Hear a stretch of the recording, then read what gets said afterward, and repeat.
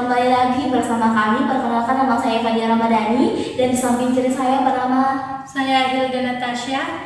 Nah, pada kesempatan kali ini kami berada di podcast yang akan membahas tentang dakwah yang berkontribusi bijak, santun, dan sesuai dengan Undang-Undang Dasar 1945.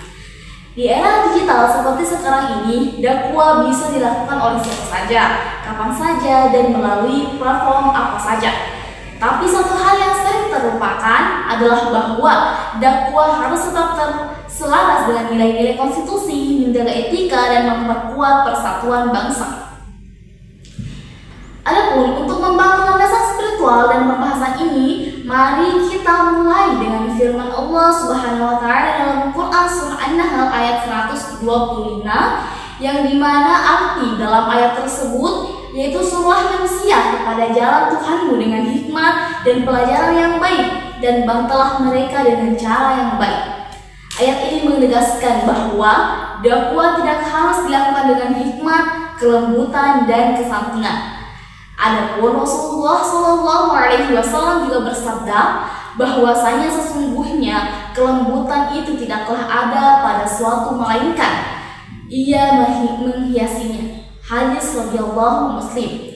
Ini mengingatkan kita bahwa sikap kasar, provokatif, atau memecah belah tidak sesuai dengan ajaran dakwah.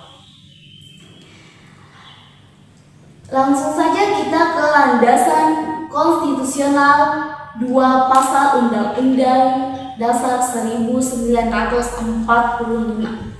Ayat 1, yaitu dengan berdasar atas ketuhanan yang Maha Esa, dan ayat 2, yaitu dengan negara menjamin kemerdekaan tiap-tiap penduduk untuk memeluk agamanya masing-masing dan untuk beribadah menurut agamanya dan kepercayaannya itu.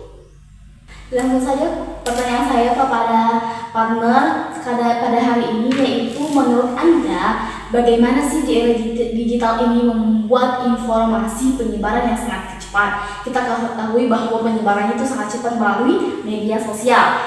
Nah, bagaimana peran seorang dai atau konten kreator itu dalam pengaruh dakwah tersebut? Boleh Anda mungkin paparkan menurut apa yang Anda ketahui mengenai tentang digital tersebut? Nah, di era digital ini membuat informasi menyebar sangat cepat. Karena itu seseorang dai atau konten kreator dakwah harus yang pertama menjaga akurasi informasi, yang dimana jangan menyebabkan hoaks atau dalil yang tidak jelas sumbernya. Yang kedua, menjaga bahasa yang santun. Dakwah kasar justru menjauhkan orang dari agama. Yang ketiga, menghindari ujaran kebencian, yaitu baik terhadap kelompok agama lain, sesama umat maupun pemerintah. Yang keempat, menghindari provokasi dan radikalisme digital.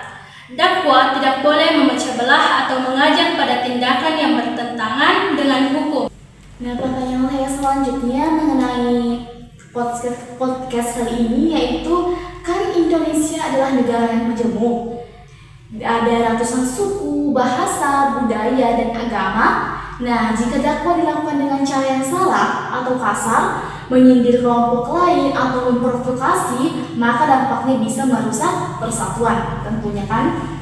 Lalu pertanyaan saya, bagaimana cara dakwah itu berkontribusi untuk agar tidak terjadinya kerusakan dalam persatuan tersebut?